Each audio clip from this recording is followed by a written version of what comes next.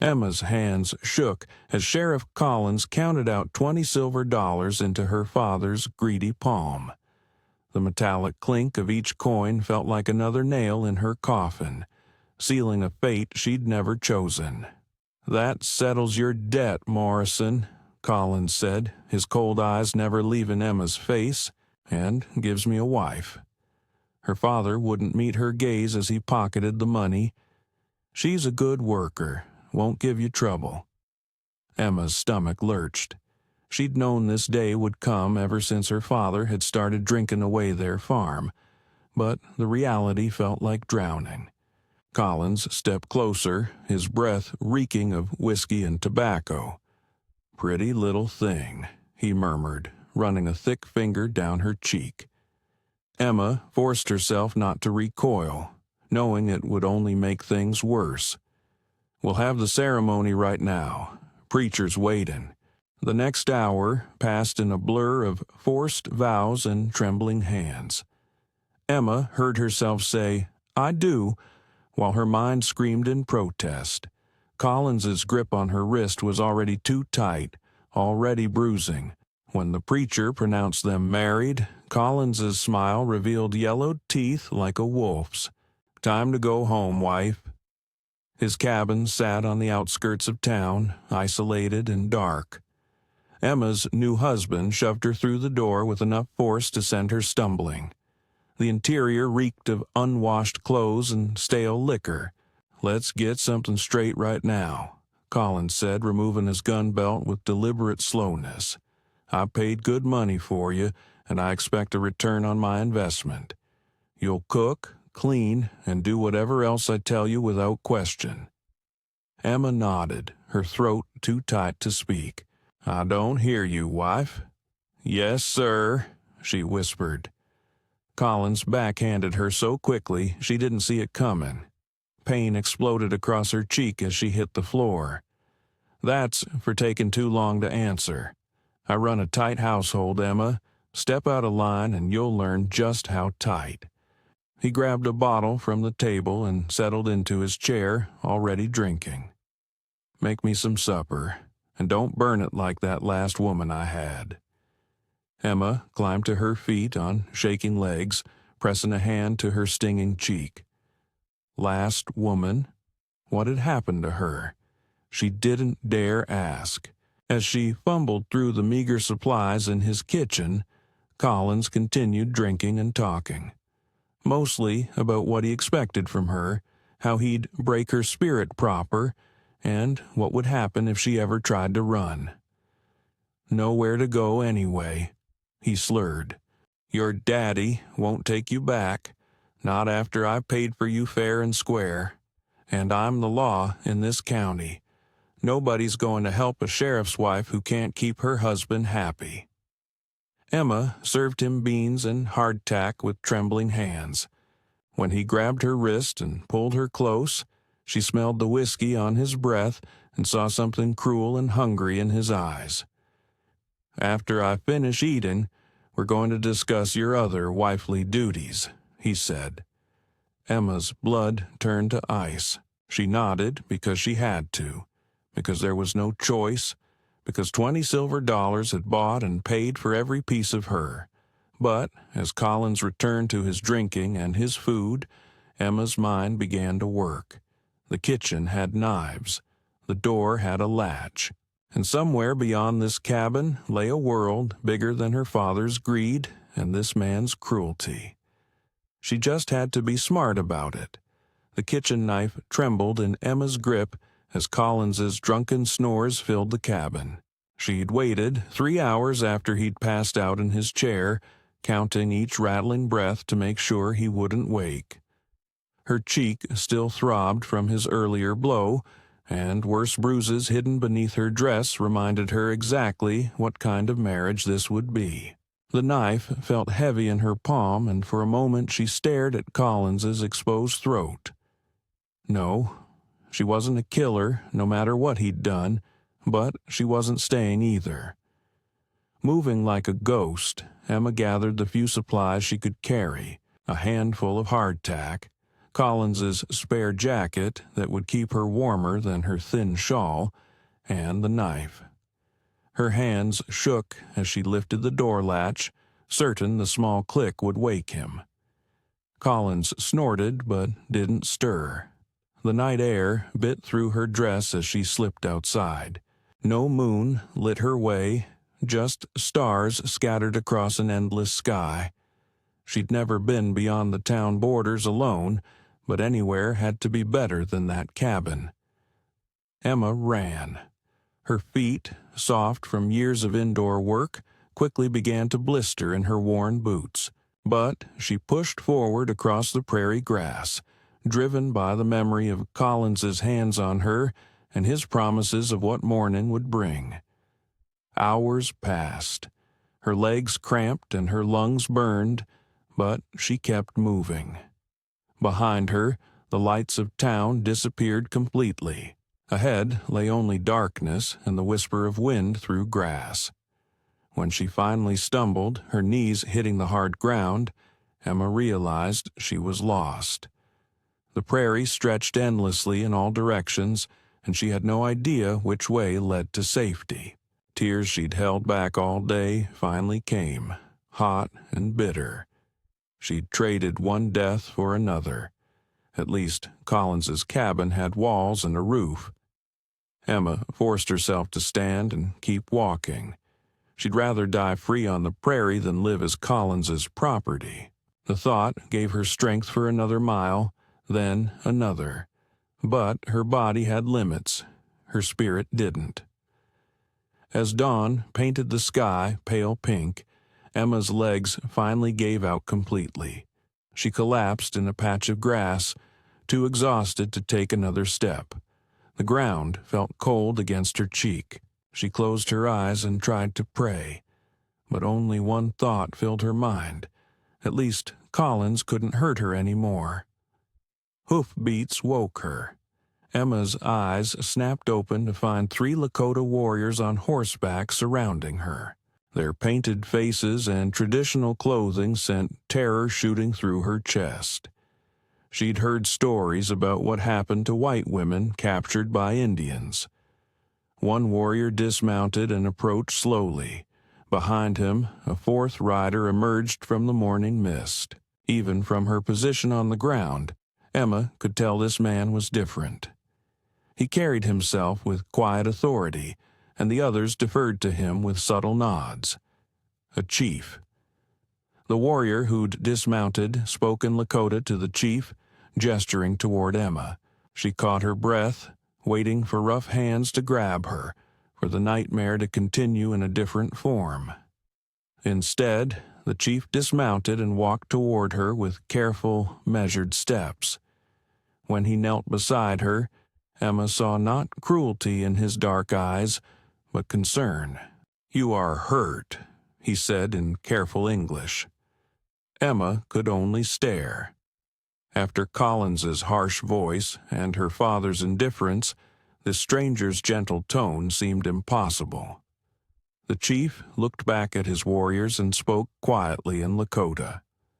One of them handed him a water skin and a piece of dried meat. "Drink," the chief said, offering her the water. "You're safe now."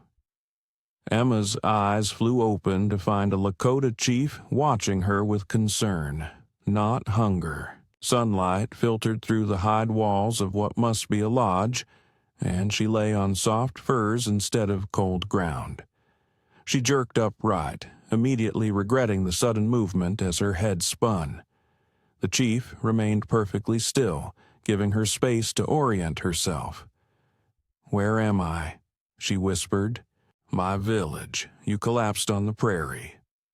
His English was careful but clear. "I am Lakota." Emma pulled the fur blanket closer around herself, noticing someone had cleaned the dirt from her face and hands. "Did you... who?" "Ayana tended you," Dakota said, gesturing toward an elderly Lakota woman who sat grinding corn in the corner. "She is my grandmother. She does not speak your language, but her hands are gentle." The old woman looked up and smiled, saying something soft in Lakota. Emma had expected harsh captivity, but Ayanna's weathered face held only kindness. "I should go," Emma said, though her legs felt like water.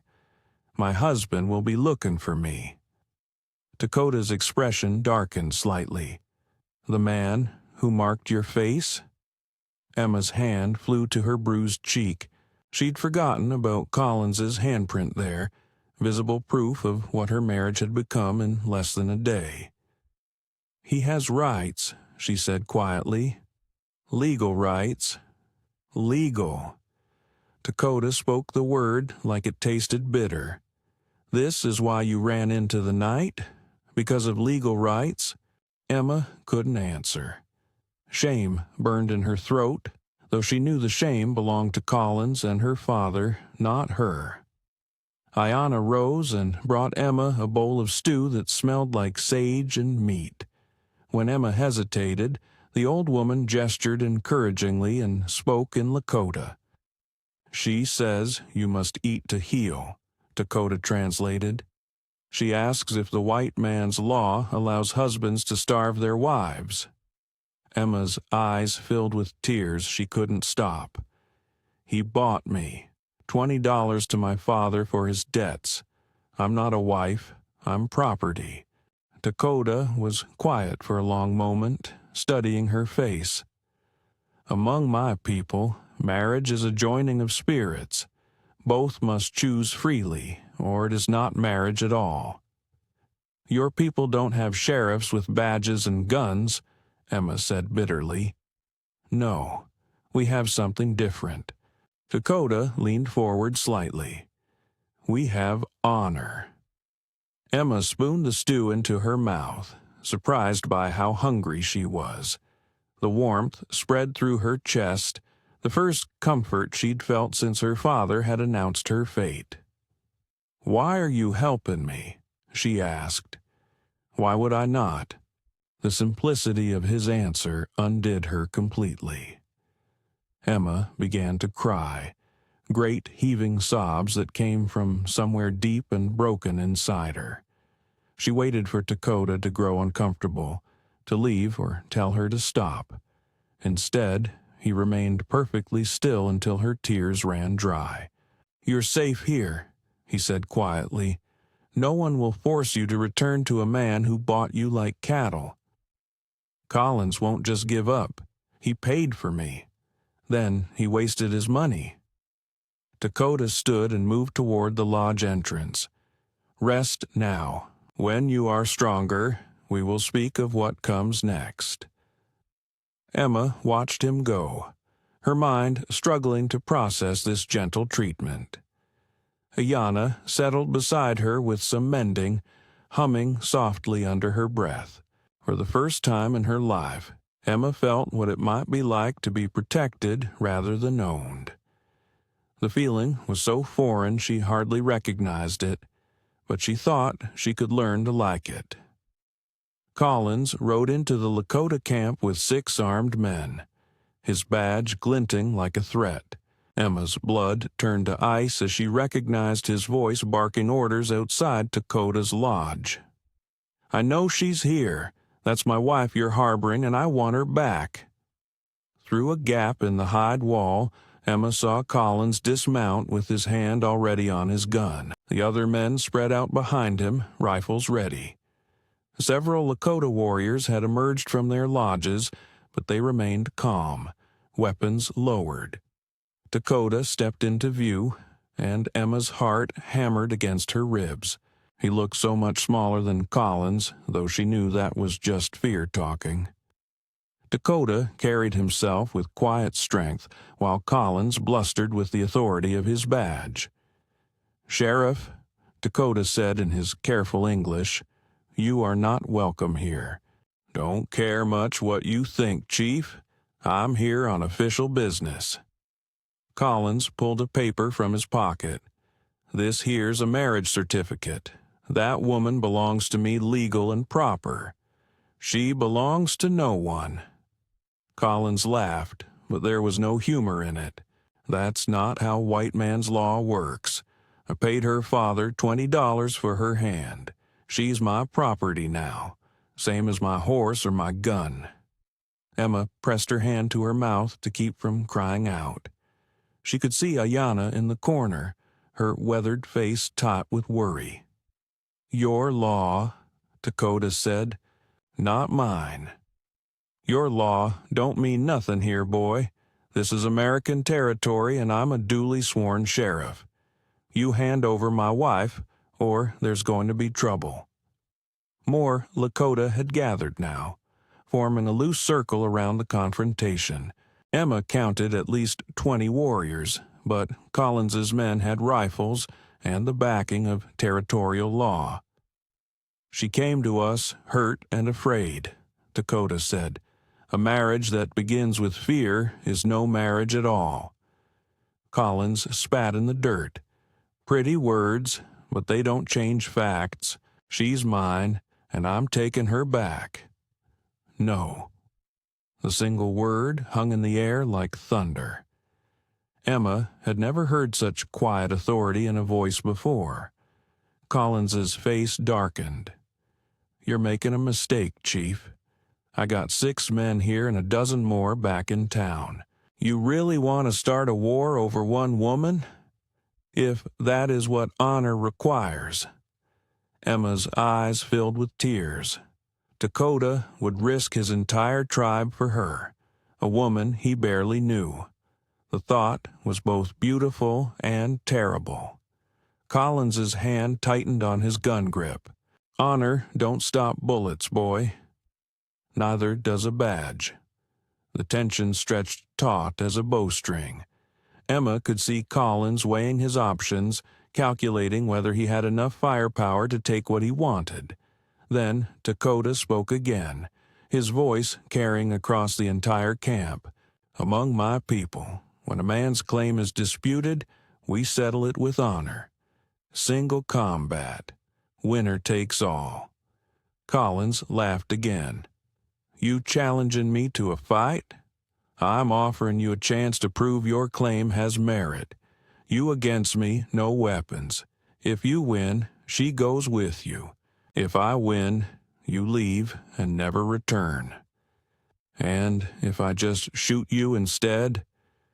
Dakota gestured to the warriors surrounding them. "Then you die here, and she remains free anyway." Emma held her breath. Collins was bigger than Dakota and meaner, but there was something in the chief's stillness that spoke of coiled strength. Collins holstered his gun with a grin that showed all his teeth. "All right, Chief, let's settle this like men." The 2 men circled each other like wolves while Emma's heart hammered against her ribs. Collins had stripped off his gun belt and jacket, revealing arms thick as tree trunks. Beside him, Dakota looked lean and graceful, but Emma feared grace wouldn't be enough against brute strength.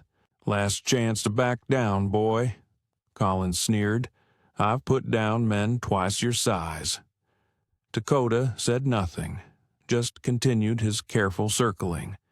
Emma noticed how his feet moved, always balanced, always ready. Collins, for all his bulk, moved like a man who relied on intimidation more than skill. Collins charged first, rushing forward with arms spread wide to grapple. Dakota slipped aside like water, letting the sheriff's momentum carry him past. Collins stumbled but caught himself, spinning around with fury darkening his face. "Stand still and fight like a man."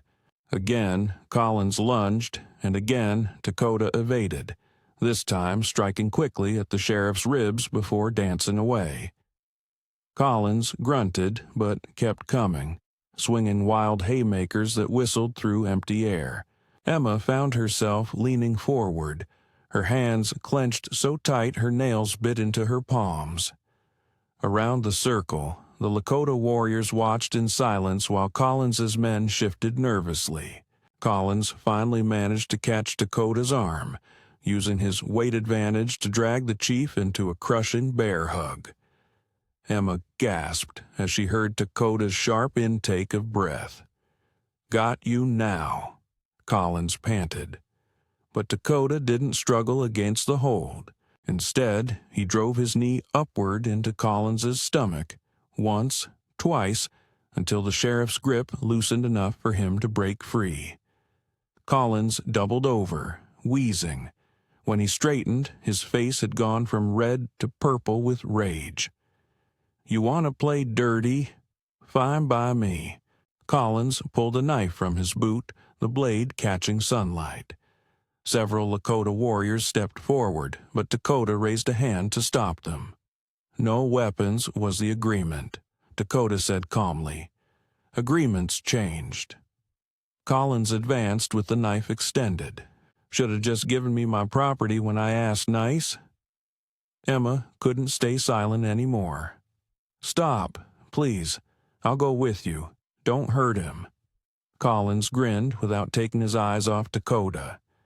Hear that, Chief? She knows where she belongs. She belongs where she chooses, Dakota replied. Collins lunged with the knife, aiming for Dakota's chest.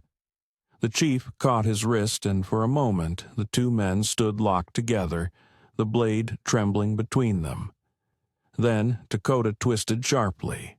Collins screamed as his wrist snapped and the knife fell to the ground. Before the sheriff could recover, Dakota's fist connected with his jaw in a blow that echoed across the camp. Collins hit the ground hard and didn't get up. The silence stretched for heartbeats before Collins's men raised their rifles. Emma's breath caught, but Dakota's warriors were already moving, arrows nocked and ready.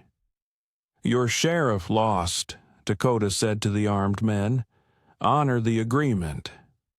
The deputy, who seemed to be in charge, looked down at Collins's unconscious form, then at the arrows pointed at his chest. This ain't over. Yes, it is. Dakota's voice carried absolute certainty. Take him and go. If any of you return to my lands, you will not leave alive. Two of Collins' men hauled the sheriff's limp body across his saddle, while the others kept their weapons trained on the Lakota warriors. Emma held her breath until the last rider disappeared over the ridge. Only then did she notice the blood on Dakota's knuckles. Without thinking, she ran to him, her hands reaching for his injured hand. He stood perfectly still as she examined the split skin across his knuckles. You're hurt, she whispered. It will heal. Emma looked up into his face and saw something there that made her chest tight with emotion. Not possession like Collins had shown, not calculation like her father. Something warm and patient and entirely focused on her well-being. You could have been killed, she said. You were worth the risk. The simple words broke something loose inside her chest. Emma had never been worth a risk to anyone before. She'd been a burden to her father, property to Collins, but never something precious enough to fight for. She was still holding his wounded hand, she realized, and for the first time in her life, a man's touch didn't make her want to flinch away. Thank you, she whispered. Dakota's other hand came up to gently touch her bruised cheek. You are free now, Emma, truly free. Looking into his eyes, Emma finally understood what that meant. Emma's wedding dress this time was doe-skin soft as morning mist, worn by choice not force. Ayanna had spent days preparing it, decorating the pale leather with intricate beadwork that caught the firelight like stars. You are certain? Dakota asked as Emma emerged from the women's lodge. Once we speak the words, there is no changing your mind. Emma smiled, remembering the terrified girl who'd been sold for $20 silver just 2 months ago. That girl felt like a stranger now. I've never been more certain of anything. The entire tribe had gathered for the ceremony, their faces warm with approval. Emma had worried about acceptance, but the Lakota people had embraced her completely once they saw her determination to learn their ways. She'd spent weeks learning to speak their language, to prepare their foods, to understand their customs. Not because anyone demanded it, but because she wanted to belong somewhere for the first time in her life. Dakota wore his finest clothing, decorated with eagle feathers and painted symbols that told the story of his leadership. But Emma's favorite detail was the small piece of blue ribbon woven into his hair. A ribbon from her old dress, the one she'd worn the night she fled Collins. "Among my people," Dakota said, speaking in English so Emma could understand every word. "Marriage is a joining of two spirits who choose to walk the same path. Emma has chosen to walk with me, and I with her." He offered her his hands, and Emma took them without hesitation. His skin was warm and calloused from years of honest work, so different from Collins's soft, grasping fingers. "I was lost when you found me," Emma said, the words she'd practiced with Ayana's help. "You gave me safety, then hope, then love. I choose you, Dakota, not because I have nowhere else to go, but because nowhere else could ever be home." The tribal elder spoke the traditional words in Lakota, binding them according to customs that stretched back generations. Emma didn't understand all of it, but she felt the weight and beauty of the ritual. When it came time to exchange gifts, Dakota presented her with a necklace of carved bone and turquoise. Emma had spent weeks working on her gift to him, a shirt decorated with porcupine quills and patterns Ayana had taught her. As Dakota slipped the necklace over her head, his fingers brushed her neck with infinite gentleness. Emma still sometimes flinched from unexpected touches, but never from his. "My wife," he said softly. "My husband," Emma replied, tasting the sweetness of words spoken freely. The celebration continued long into the night with drumming and dancing and more food than Emma had ever seen in one place. But the moment she treasured most came later, when she and Dakota sat beside their own fire in their own lodge. "Any regrets?" Dakota asked, watching her face in the flickering light. Emma thought of her father, who'd probably drunk away the money Collins paid for her. She thought of Collins himself, who'd left the territory after word spread about his defeat. She thought of the girl she'd been, too frightened to imagine any life beyond survival. "Only one," she said. Dakota's expression grew concerned. "What is that?" Emma smiled and moved closer to him, close enough to feel his warmth. "I regret that it took me so long to find you." His arms came around her, strong and protective but never possessive. Emma had learned the difference.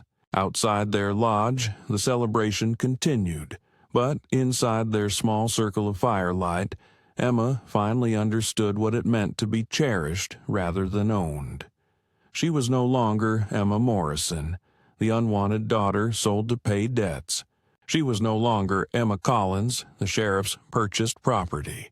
She was Emma, wife of Dakota, chosen and beloved. And she was finally completely free.